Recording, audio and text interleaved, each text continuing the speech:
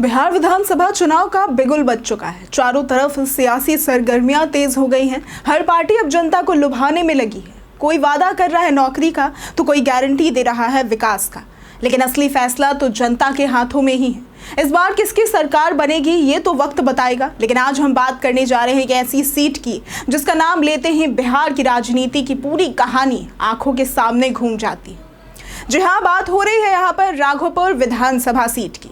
ये वही सीट है जिसे लोग लालू यादव का गढ़ कहते हैं, जहां से लालू जी ने अपने राजनीतिक सफर की शुरुआत की थी और यहीं से वे मुख्यमंत्री भी बने थे। जब लालू जी पर संकट आया तब राबड़ी देवी को गद्दी सौंपी गई और उन्होंने भी यहीं से चुनाव लड़ा था।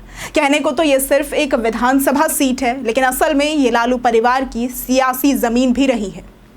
अब अगर इस सीट के सियासी इतिहास के बारे में बात करें तो थोड़ा पीछे चलते हैं। साल 1951 में कांग्रेस के हरिवंश नारायण सिंह ने इस सीट से जीत हासिल की थी। फिर 1962 में कांग्रेस को हार का सामना करना पड़ा और सोशलिस्ट पार्टी के देवेंद्र सिन्हा यहां से विजेता बने।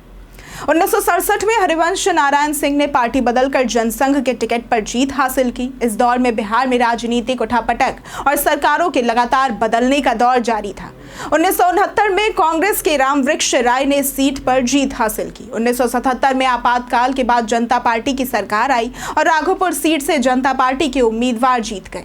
1980, 1985 और 1990 में उदय नारायण राय इस सीट से जीतते रहे, लेकिन वे हर बार अलग अलग दलों से चुनाव लड़े। फिर आया वो साल जिसने राघोपुर विधानसभा सीट को लालू का गढ़ बना दिया।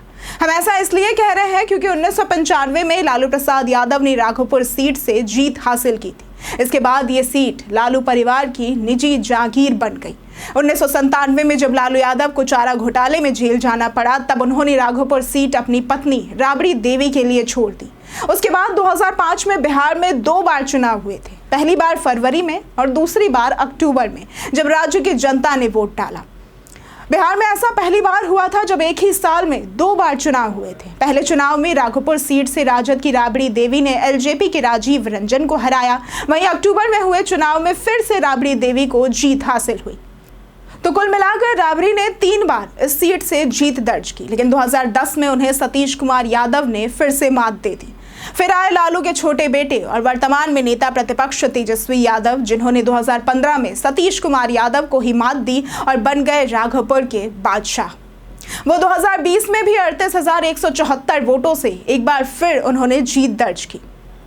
अगर यहाँ के जातीय समीकरणों की बात करें तो अगर जातीय समीकरण की ओर नजर डालें तो इस सीट पर यादव मतदाता करीब 30% है, जो लालू परिवार के लिए वोट बैंक की तरह काम करते हैं। 2011 के जनगणना के अनुसार इस सीट पर यादव के अलावा राजपूत 19.1%, पासवान 6.2%, शाह 4.8%, दास 4.6% और भगत 4.4% है।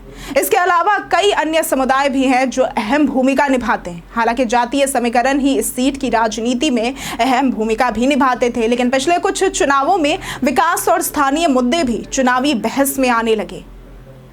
इस बार का बिहार चुनाव में सिर्फ जाति नहीं, काम और कामगार भी एक मुद्दा है। बेरोजगारी, पलायन, शिक्षा, स्वास्थ्य, बाढ़, सड़क और इंफ्रास्ट्रक्चर जैसे मुद्दे जनता की जुबान पर हैं।